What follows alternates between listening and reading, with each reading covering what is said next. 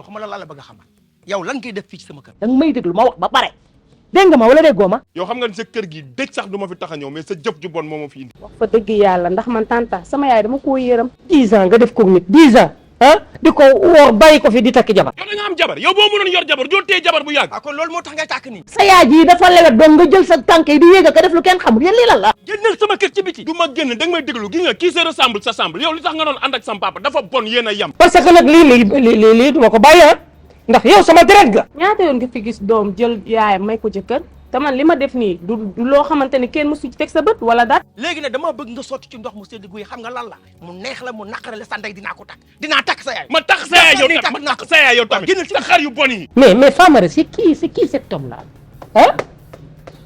oh man de loog naa dépôt.